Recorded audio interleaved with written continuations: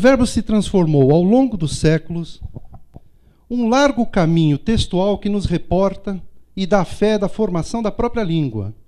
A escrita proto-portuguesa se desvela assim, lentamente, acrisolada pelo apuro técnico dos tabeliães medievais. Gíria de tabeliães e de gente da igreja, dirá Adolfo Coelho. Gíria de tabeliães ignorantes, ou ainda, uma ortografia barbaríssima e incerta, como anotou João Pedro Ribeiro no século XVIII. Um latim com ressaibo de língua vulgar. Admirável rusticidade, preciosa e criativa representação escrita de um registro formal do português avoengo. Sabemos agora, pelo testemunho de Wright ou de Antônio Emiliano, que o português rústico, bárbaro, medieval, o português tabelião, como é também conhecido, é um precioso romance lusitano. Nossa pátria, nossa língua.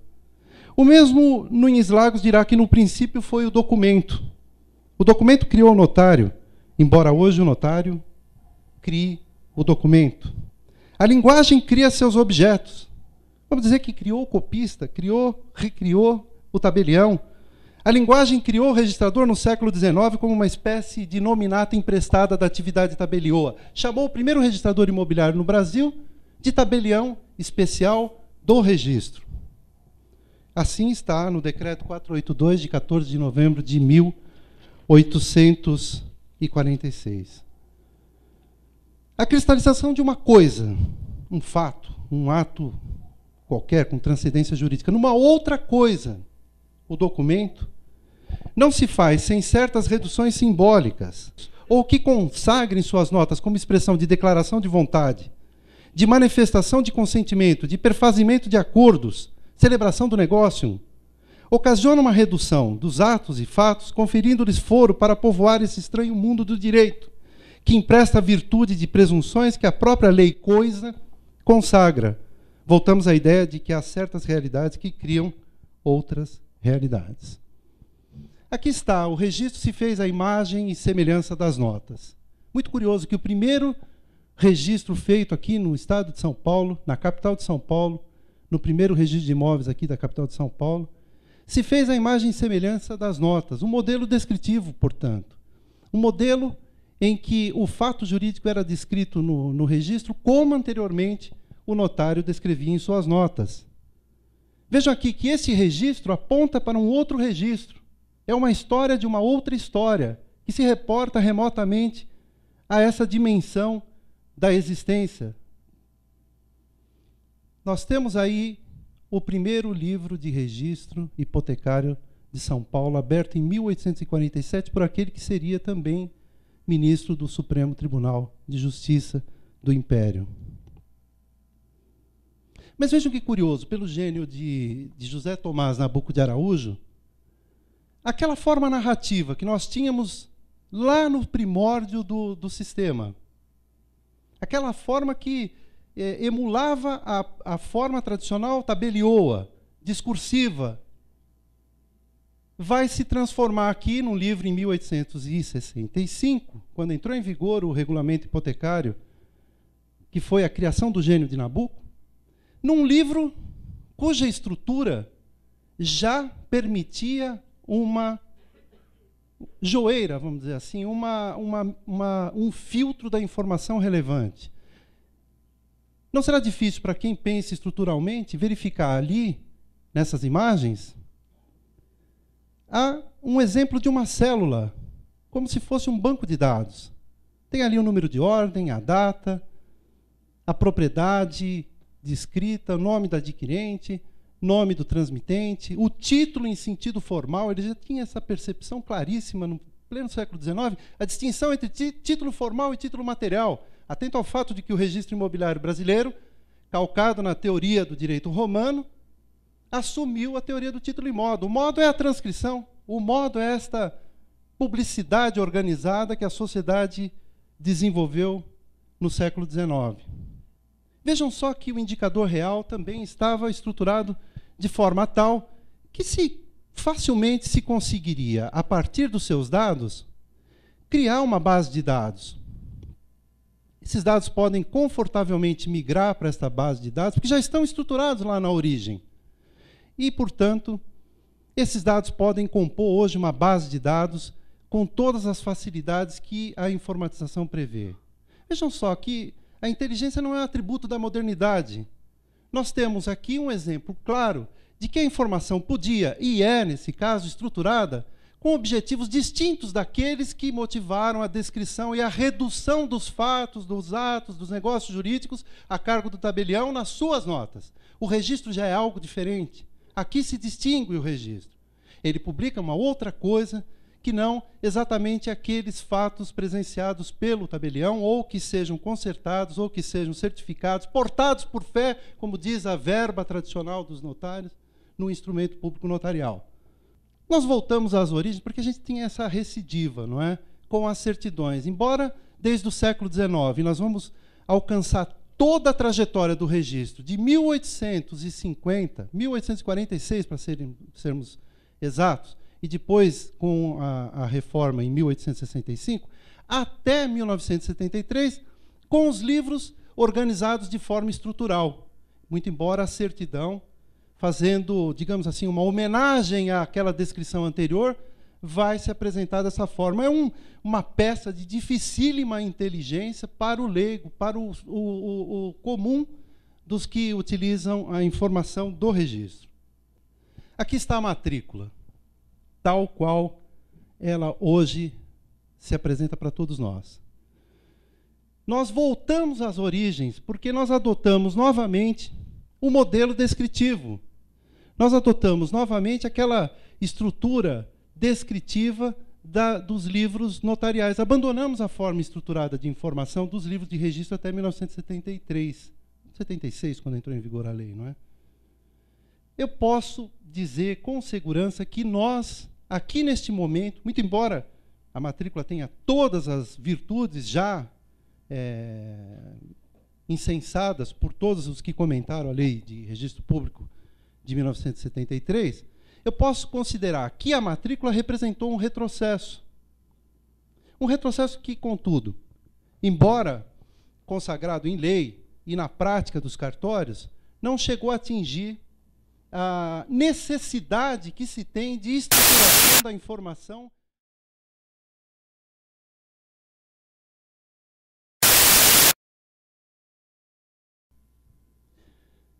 A resposta está grávida da pergunta. É esta que é a grande questão que se coloca para o registro hoje. Como responder efetiva, rápida e seguramente às múltiplas questões que se dirigem ao registro?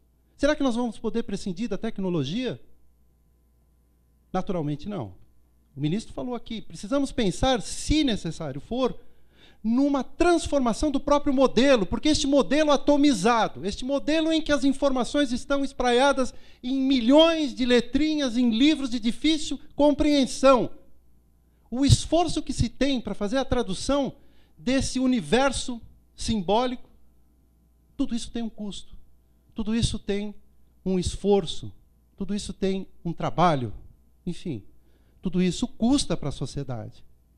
A segunda consequência é o abandono por obsolescência do modelo descritivo dos imóveis e a adoção, eu vou pedir licença porque eu não estou enxergando, e a adoção do georreferenciamento. Quem trabalha com registro de imóveis já sabe que nós fomos apresentados para uma novilíngua registral constituída de outros elementos, de outros códigos, portanto, estruturando uma outra linguagem, que é o georreferenciamento. A figura do imóvel se apresenta agora aos olhos do cidadão, do utente, como um resultado da combinação de variáveis, que são justamente os pontos georreferenciados do polígono. A partir desses dados, se pode, então, fazer novamente uma redução simbólica e se expressar, por exemplo, a imagem do imóvel, da parcela, que seja, se tratar de restrição ambiental.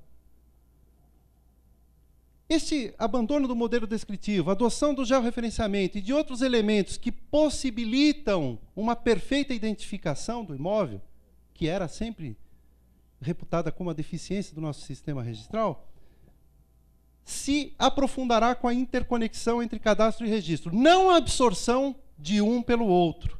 Não a assunção das funções registrais por uma instituição chamada cadastro, tampouco a absorção do cadastro pelo registro. São duas instâncias com objetivos, finalidades, linguagens distintas e que apresentam soluções e apresentam resultados diferentes, mas que se interrelacionam, que se interconectam. Há uma colaboração entre uma instância informativa e outra. Outro grande impacto que vai experimentar o registro é a assinatura digital e o documento eletrônico. Isso está se insinuando na nossa atividade. Os documentos, no seu formato eletrônico, são essencialmente uma combinação absolutamente incompreensível, sem o permeio de uma máquina tradutora, de positivos e negativos. Uma sucessão muito grande de pequenos sinais que se traduzem na informação. A assinatura digital e o documento eletrônico vão mudar a substância da própria informação, como, a seu tempo, a Revolução de Gutenberg transformou a tradição do conhecimento, que se manifestava de forma oral, pela forma escrita. E isto teve graves, profundas repercussões econômicas e sociais. Nós estamos no limiar de uma grande revolução, que é a revolução usado impropriamente, desmaterialização dos processos informativos relacionados ao registro. O registro hoje, atualmente, já funciona de formato eletrônico em grande parte dos registros imobiliários do nosso país. Basta pensar que a matrícula, que era a medula do sistema, passou a ser nada mais, nada menos do que mero backup das informações que já migraram para o interior de máquinas e cujo processamento, por deficiência, talvez, daqueles que conceberam os seus programas aplicativos, reproduz como uma espécie de fantasmagoria homologatória os processos que foram todos eles pensados para a matrícula em suporte papel. A verdade é que hoje nós temos todas as informações do registro dentro do sistema e, a partir do sistema, se originam os livros que são vistos e tidos como a realidade do registro, mas a realidade já migrou daí. O selo de tempo para o protocolo e operações críticas, a prioridade. Nós não seremos dono do nosso tempo. Hoje o registrador certifica, e a sua certidão merece fé pública, de que a hora legal se encerrou o expediente. Seja às 17, seja às 17h02, às 17h03, às 16h58, 59, etc. Assim como haverá uma única língua, esta língua dos computadores, também haverá uma única referência de tempo, que nos será dado pelo timestamping. Já está aí positivado na lei, inclusive com um excesso de, digamos assim, de explicação, o que seja repositórios eletrônicos, o que seja documento eletrônico, o que seja assinatura digital e o que seja selo de tempo. Esta pesquisa integrada pode gerar grandes problemas. Não é o tema da discussão aqui, mas estará em causa, já está em causa, mas esta questão ganhará relevância quando se considerar que o registro tem a finalidade essencial de proporcionar um conhecimento, mas um conhecimento limitado a quê? Às situações jurídicas, e não a aspectos que possam ultrapassar esse interesse legitimado pela norma, alcançando aspectos de privacidade. O problema todo relacionado com a pesquisa integrada se resume hoje em saber que tipo de informação se pode obter a partir desses sistemas integrados de informação. Nós fizemos um evento aqui com o Colégio de Registradores da Espanha, que sempre nos apoia, justamente sobre o aparente binômio tensível entre publicidade registral e privacidade, que são dois valores que precisam ser muito bem sopesados quando se faça a modelagem do sistema de publicidade.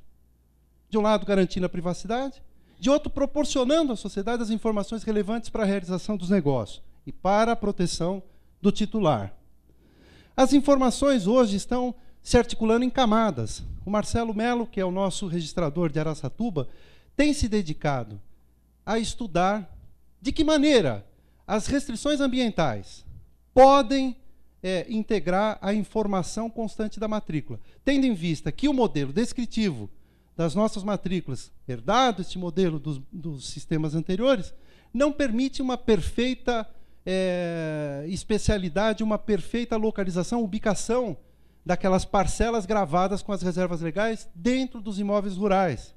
Então será necessário pensar que dentro da própria matrícula, portanto, dentro do discurso do registro, possa existir camadas de informações que se superpõem para que a situação jurídica possa, então, ser revelada com a maior precisão possível. Nós estamos caminhando a largos passos para a constituição de um folho real eletrônico.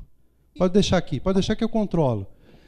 O futuro da matrícula também implica a gente considerar qual seja o futuro do registro.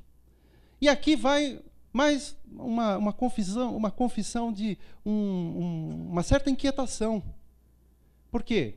Ao superarmos o modelo atomizado, chegando a conceber um modelo molecularizado, em que cada cartório possa estar se relacionando com os demais, compartilhando informações, a tendência é que este anel, esta galáxia informativa, possa proporcionar uma migração de dados relevantes para outras fontes, para outras instâncias. Por quê? Porque os repositórios vão migrar para a internet. As bases de dados serão organizadas como serviços compartilhados.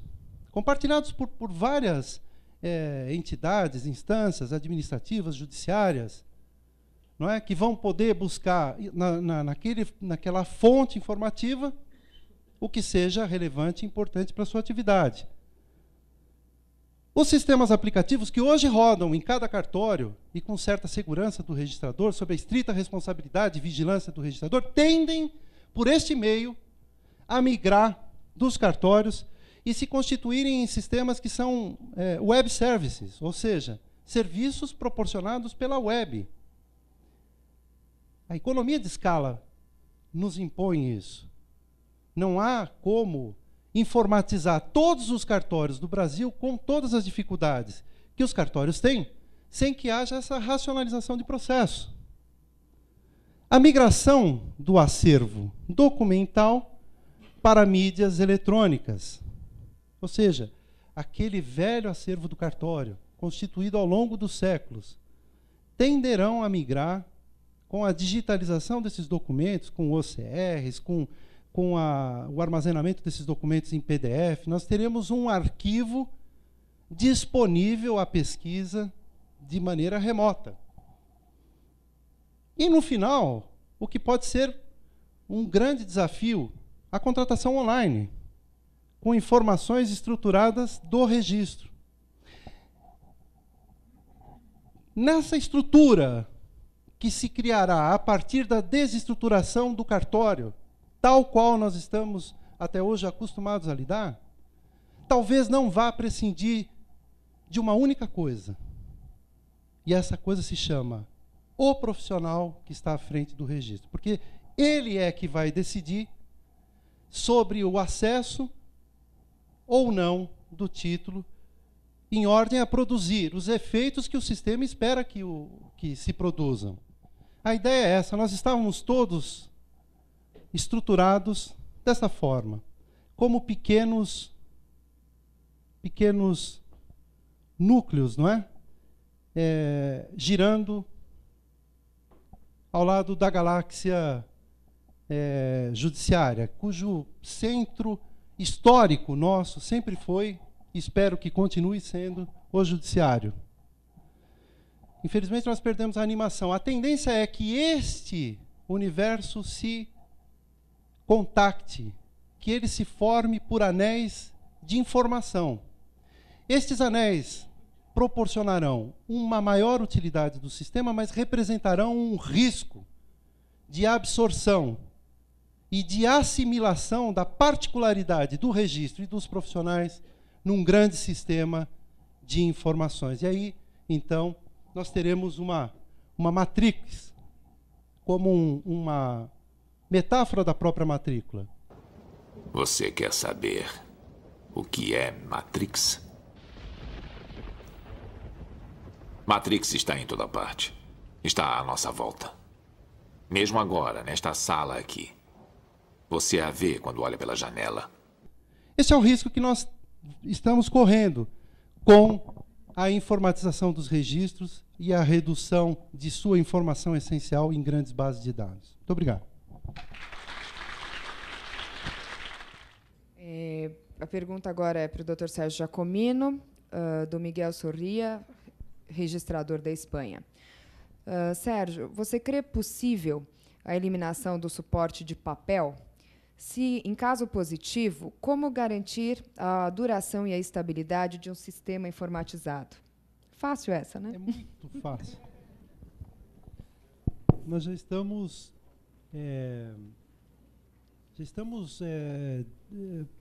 desafiados, digamos assim. Aqui em São Paulo, nós criamos um sistema de certidão eletrônica, inteiramente eletrônica, com fiscalização da corregedoria por meio eletrônico também.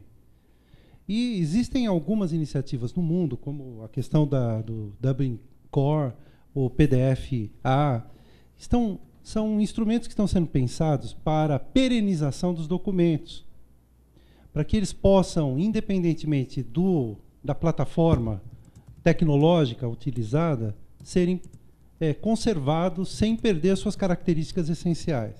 Mas esta é uma questão fundamental. Que nós estamos migrando para esse ambiente informatizado parece ser indiscutível. Agora, o que nós vamos fazer com esses acervos informáticos que se volatilizam de uma forma quase que instantânea em caso de desastre, como proporcionar esta perenidade a esses documentos? Por enquanto, aqui, como eu falei, de maneira até um pouco cautelosa, nós temos hoje os livros tradicionais. Nós estamos operando eletronicamente. O foco migrou para dentro do sistema, para a Matrix. Mas nós não deixamos de nos constelar de documentos. Os documentos ainda existem, são mantidos, e em caso de colapso, de desastre, eles serão a última salvação quando tudo se perder na irrelevância da existência.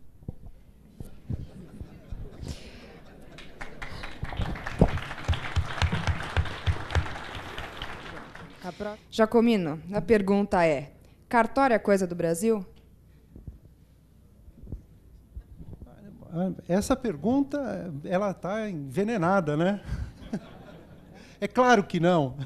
Cara, mas tem um fenômeno linguístico, para não escapar do mote da linguagem e realidade. Somente no Brasil e Portugal, né, existe a palavra cartório. A palavra cartório, sim, somente no Brasil, talvez em Angola e nos países lusófonos, existe a palavra cartório, que provém de boa fonte latina, vem de carte, de carta, documento, portanto, e voltamos à ideia do documento, não é? Cartório eram os antigos repositórios de cartas, ou seja, os documentos lavrados por quem?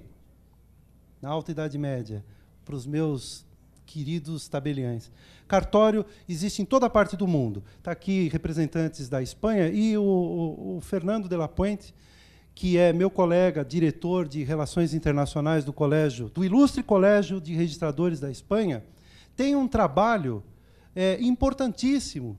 Na visita, ele quase faz uma peregrinação, faz um pontificado das virtudes do sistema registral em vários países do mundo. Agora ele vai sair daqui, vai participar de um encontro no Peru, e eu tenho visto, pelos trabalhos do Fernando, que ele tem visitado os mais diversos pontos do mundo para poder colher informações, trocar experiências. Agora, recentemente, se realizou lá em Valência, na Espanha, um congresso internacional de direito registral, para onde acorreram inúmeros registradores de várias partes do mundo.